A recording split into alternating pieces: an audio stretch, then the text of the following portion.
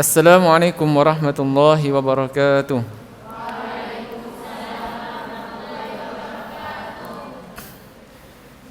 Bismillah, alhamdulillah, wassalatu wassalamu ala rasulillah wa ala alihi wa ashabihi wa man tabi'ahum bi ihsanin ila yaumil qiyamah.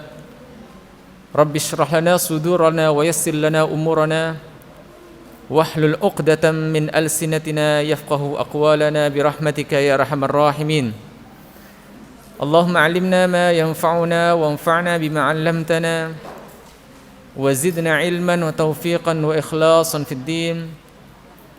Allahumma akhrijna min dhulumatil wahm wa akrimna binuril fahm waftah 'alaina bima'rifatil 'ilm wa sahhil akhlaqana bil hilm waj'alna mimman yastami'una al-qawla fayattabi'una ahsanah. Amma ba'd.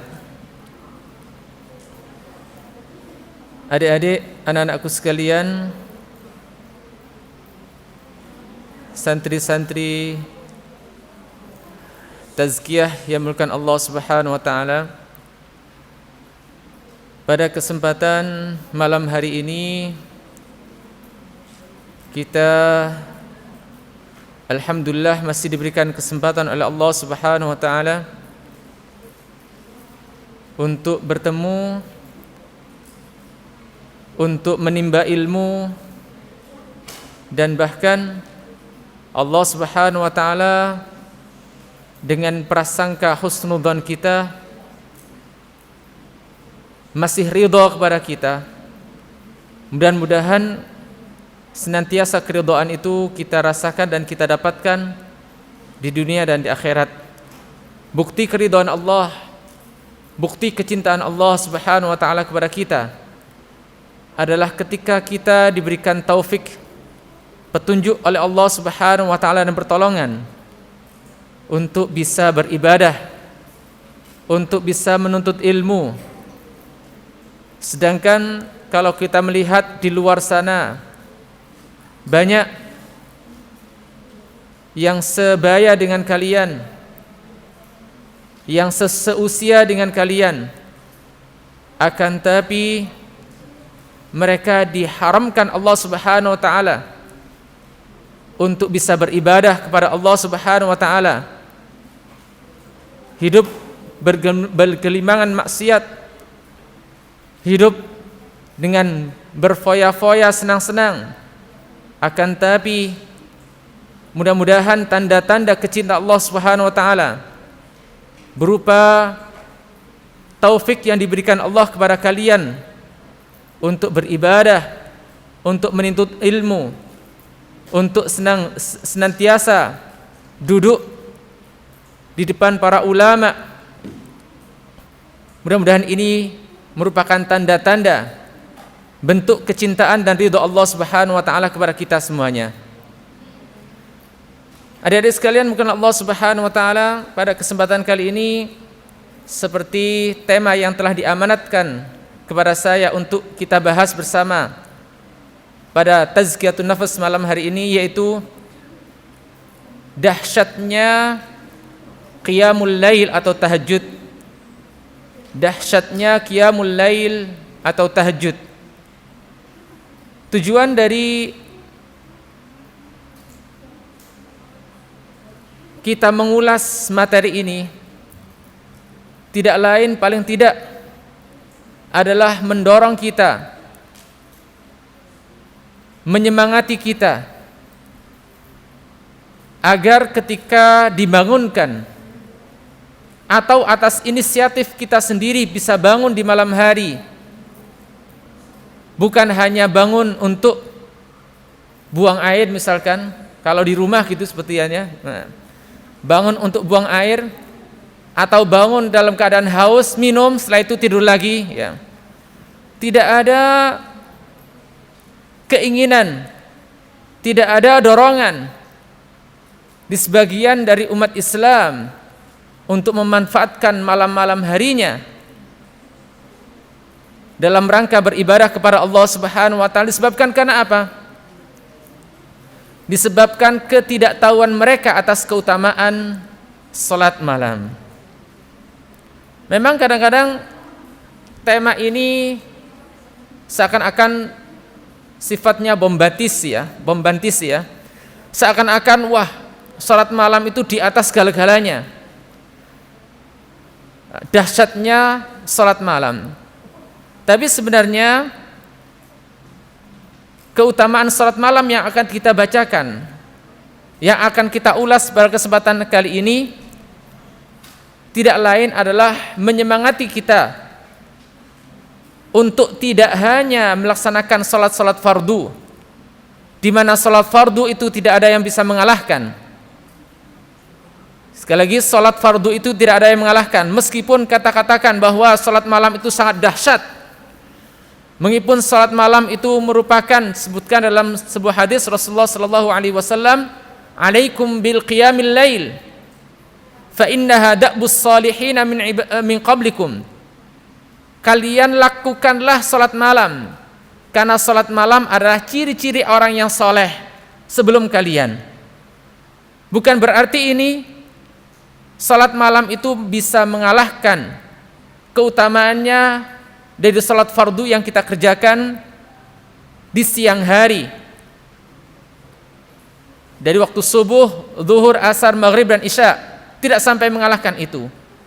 Karena sebuah hadis, afdhalus salati ba'dal mafruḍah qiyamul lail. Jadi salat sunnah yang utama setelah salat fardu adalah salat malam. Ini berarti apa?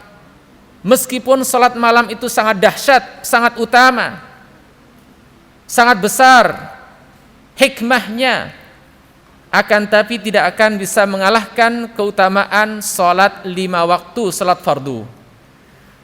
Meskipun orang merasa tenang, meskipun seorang merasakan bahagia, meskipun seorang merasakan kedekatan kepada Allah Subhanahu wa taala ketika melaksanakan salat malam, bukan berarti kalau salat siang hari dia bebas untuk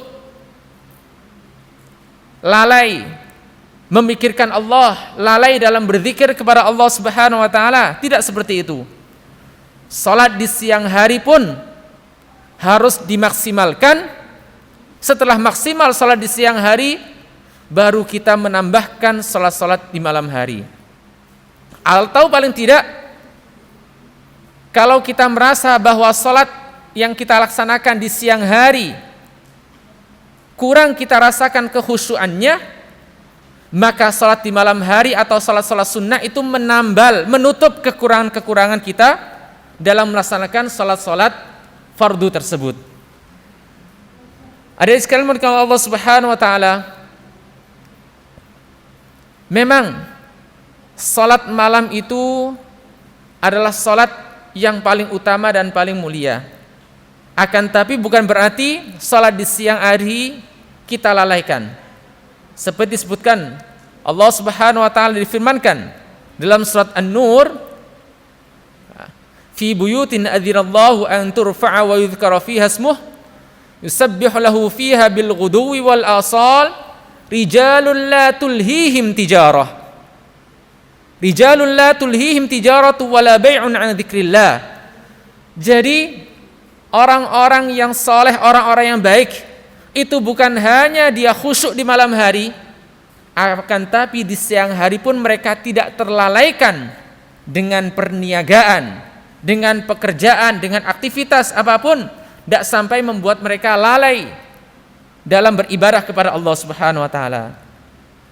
Bukan berarti kalau kita mengatakan salat malam itu salat yang utama, lalu kita kalau siang hari salatnya berjamaah mengabaikan kekhusyuannya. Itu juga tidak benar.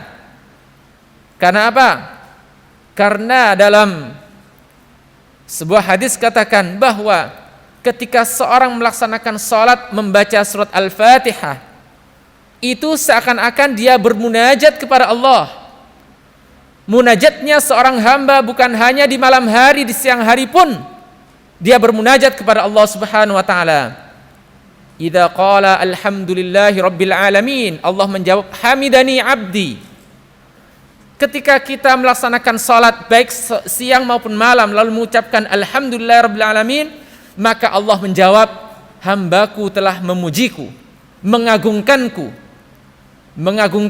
Hamida itu mengagungkan. Majjadani abdi. Wa idza qala ar-rahmanir rahim, lalu Allah menjawab apa? Hamidani rabbi, hambaku memujiku. Dan sampai akhir seperti itu. Jadi salat di siang hari pun itu adalah bentuk munajat kepada Allah, bukan hanya salat di malam hari. Akan tapi seorang mukmin tidak hanya menyukupkan ibadahnya di siang hari. Memang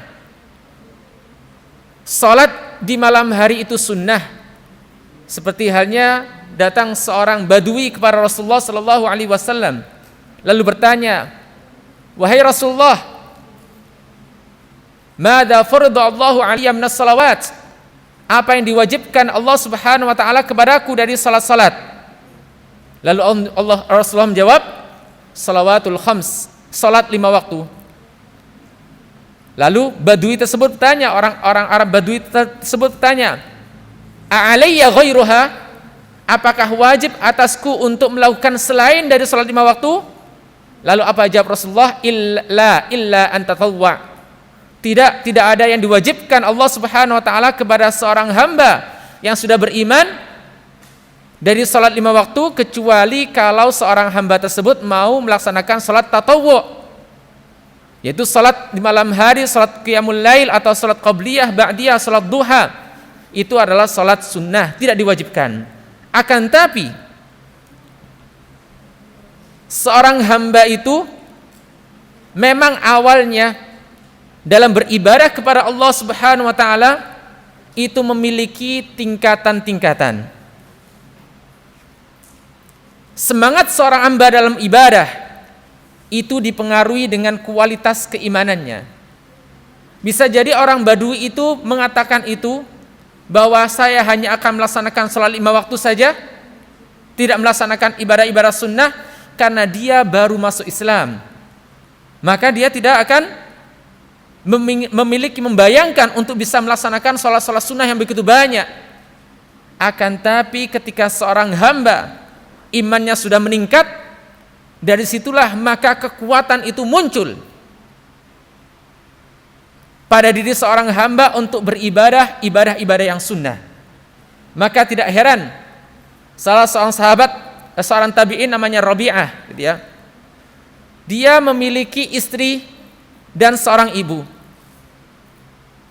Awalnya mereka melakukan kesepakatan, mari kita membagi malam hari kita ini dengan 3 bagian. Sepertiga bagian pertama ibu yang sholat, sepertiga bagian kedua istri yang sholat, dan sepertiga bagian yang terakhir Rabi'ah sendiri yang sholat. Nah, tujuannya agar apa? Agar rumahnya senantiasa diisi dengan ibadah kepada Allah Subhanahu wa taala berupa qiyamul lail, ibadah qiyamul lail. Setelah ibunya meninggal, maka Rabi'ah dan istrinya bersepakat, kita akan membagi 2 salat malam ini. Kamu setengah yang pertama dan saya setengah yang kedua. Ternyata istrinya meninggal. Dia sendirian dalam rumah tersebut. Apa yang dilakukan? Dia melaksanakan salat malam dari awal sampai akhir. Dari setelah salat isya sampai subuh salat malam terus. Untuk mengganti gilirannya ibunya dan istrinya yang sudah meninggal tadi. Bagaimana mungkin seorang itu memiliki kekuatan seperti itu? Adalah karena kekuatan imannya. Seperti hanya Rasulullah sallallahu alaihi wasallam ketika ditanya oleh Sayyidah Aisyah, kanat taqum minal lail hatta tatawarat qadamah. Jadi Rasulullah sallallahu alaihi wasallam salat malam itu sampai bengkak kakinya. Lalu ditanya oleh Sayyidah Aisyah, Lima tasna'u hada ya Rasulullah? Faqad ghafarallahu laka ma taqaddama min dzambika wa ma ta'akhkhar. Wahai Rasulullah, mengapa engkau melakukan ini? Padahal Allah Subhanahu wa taala telah mengampuni dosa-dosamu yang telah lalu. Lalu apa jawab Rasulullah? Afala uhibbu an akuna 'abdan syakura. Tidakkah aku suka menjadi hamba yang berterima kasih, hamba yang syakur. Perhatikan sini. Ternyata untuk menjadi hamba yang syakur itu bukan hanya seorang hamba yang banyak mengucapkan alhamdulillah. Banyak kenikmatan yang dia rasakan, dia mengucapkan alhamdulillah, alhamdulillah, alhamdulillah. Bersyukur, ridha, ikhlas, tidak cukup itu. Hamba yang syakur itu akan berusaha dengan maksimal, dengan segala daya dan upayanya untuk membalas kenikmatan yang diberikan Allah kepadanya dengan ibadah sebanyak-banyaknya. Karena ibadah hamba yang syakur itu akan melihat bahwa kenikmatan Allah itu banyak. Bukan kenikmatan yang sifatnya global. Alhamdulillah saya diberikan kenikmatan sehat. Alhamdulillah saya diberikan kenikmatan iman. Alhamdulillah saya diberikan kenikmatan kekayaan. Alhamdulillah saya diberikan kenikmatan keluarga. Bukan hanya kenikmatan-kenikmatan global yang umum yang dihitung-hitungnya, akan tapi kenikmatan hal-hal yang kecil yang bisa jadi dilupakan orang-orang lain, dia menghitung-hitungnya. Lalu bagaimana membalas kenikmatan yang diberikan Allah Subhanahu wa taala tersebut? Kalau tidak dengan cara beribadah kepada Allah Subhanahu wa taala. Jadi apa yang dilakukan Rasulullah? Apa yang dilakukan Rasulullah pada malam hari ketika salat malam dalam waktu yang panjang?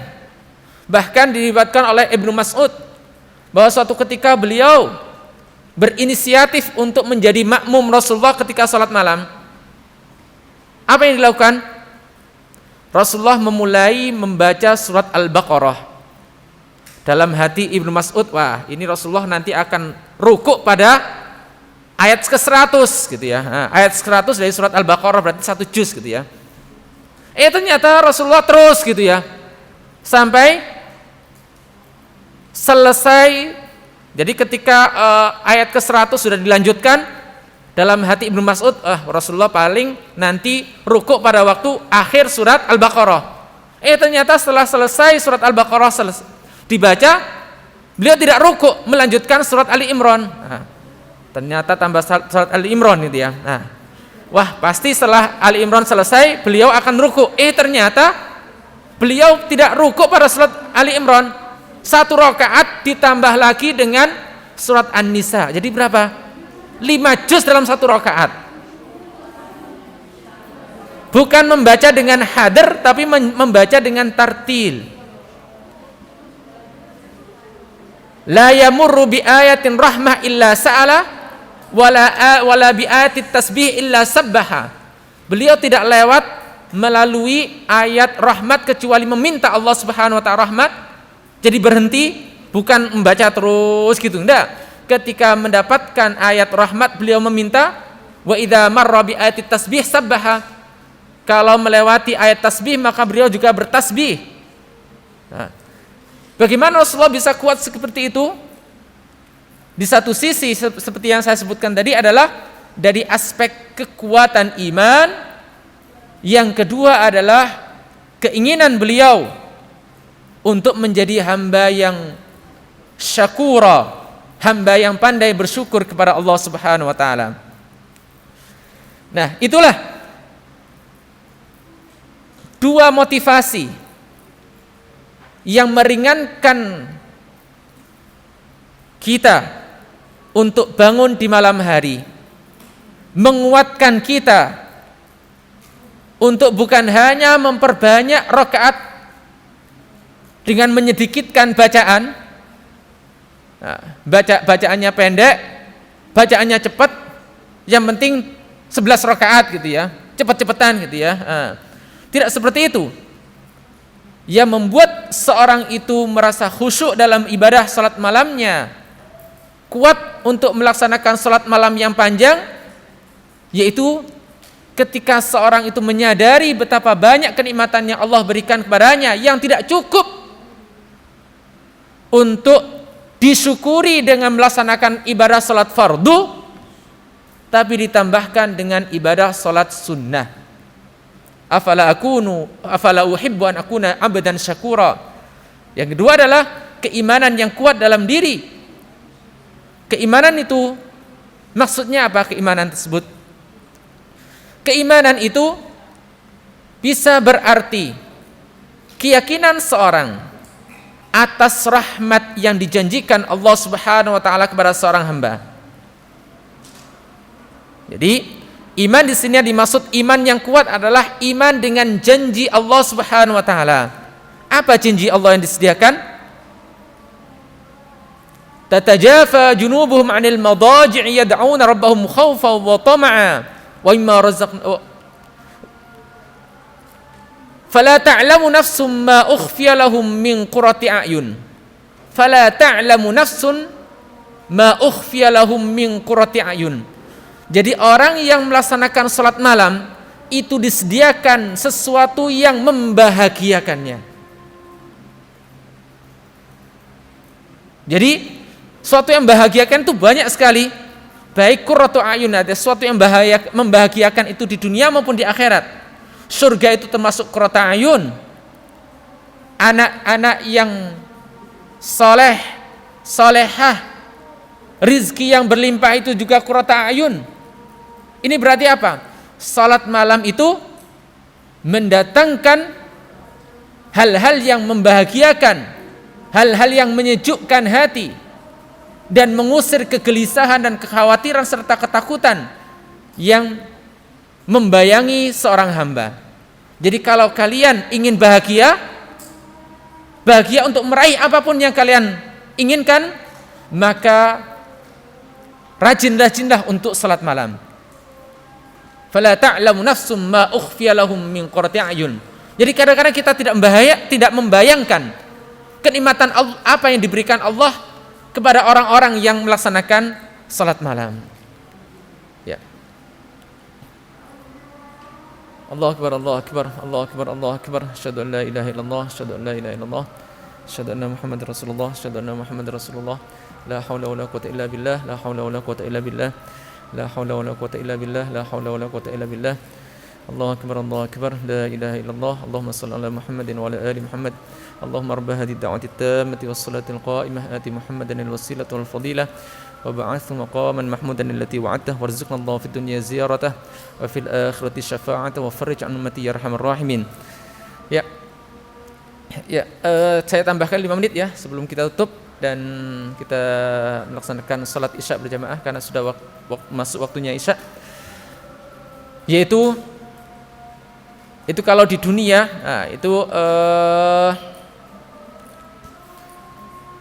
bahwa yang dirahasiakan Allah Subhanahu wa taala, yang tidak terbayangkan oleh seorang hamba ketika melaksanakan salat malam adalah semua yang membahagiakan hidupnya.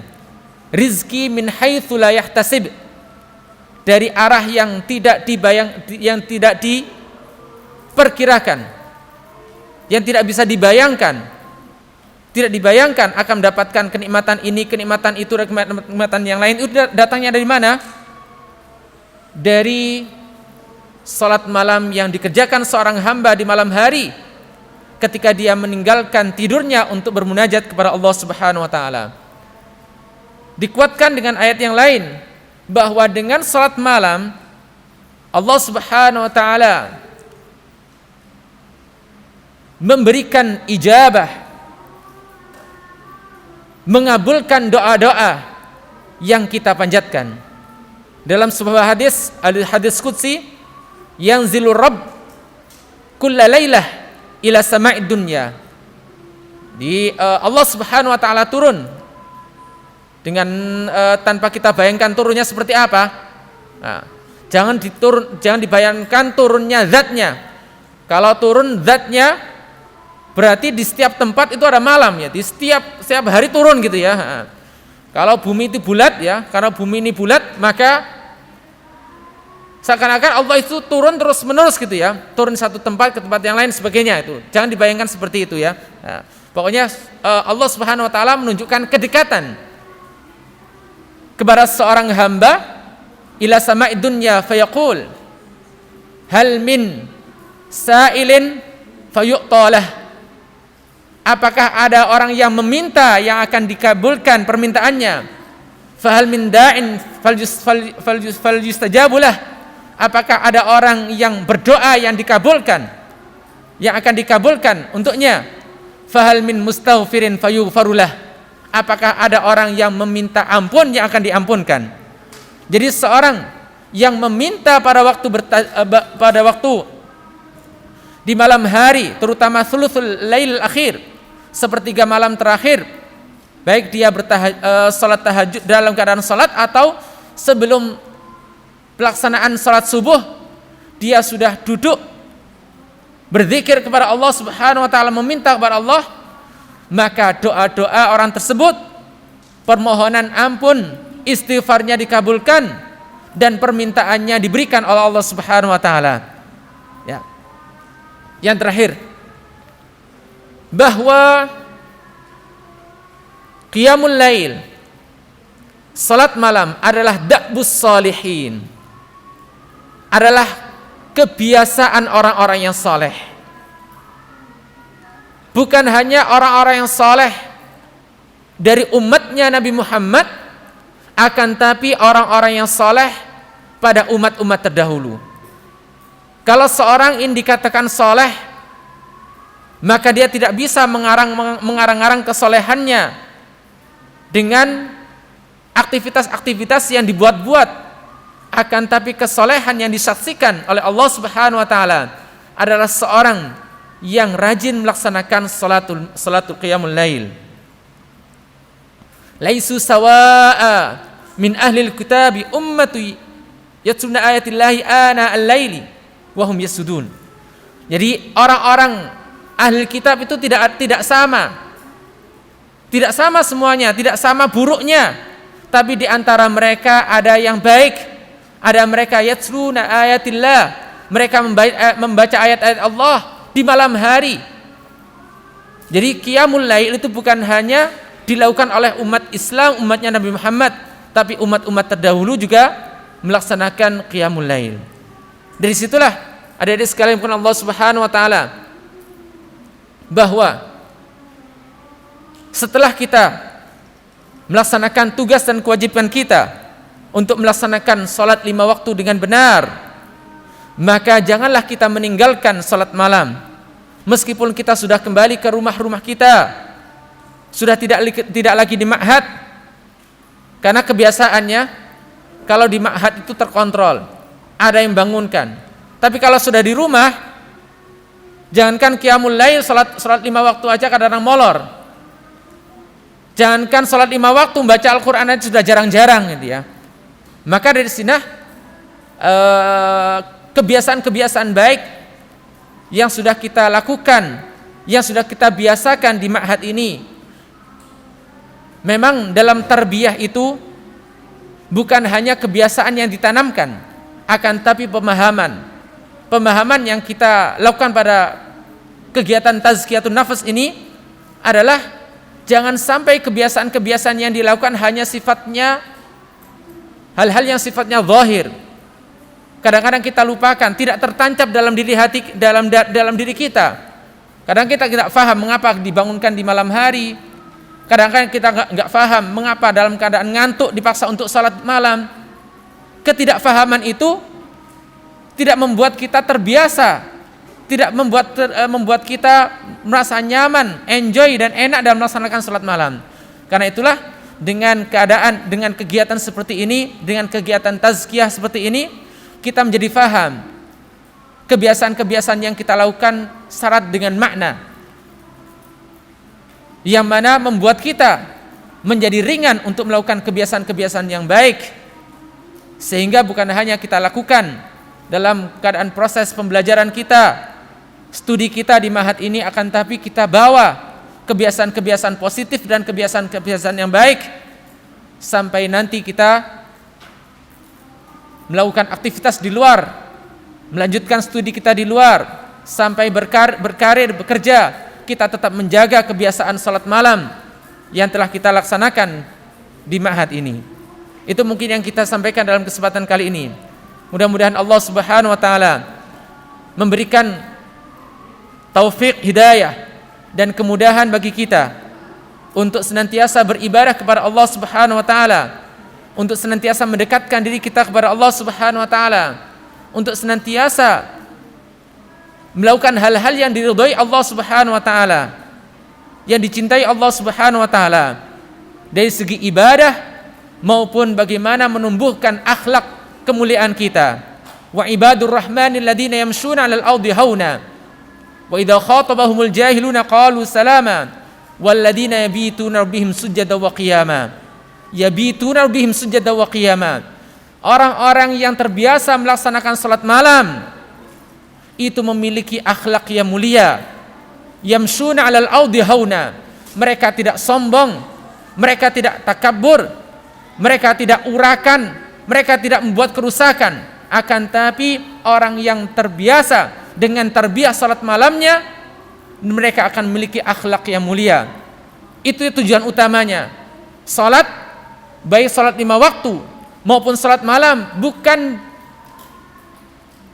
untuk zatnya kita lakukan, bukan hanya untuk rukuk, sujud, bukan hanya untuk membaca, tapi tujuan akhirnya adalah membentuk karakter, watak dan kepribadian yang mulia, yang dicintai oleh sesama, terlebih dicintai Allah Subhanahu wa taala.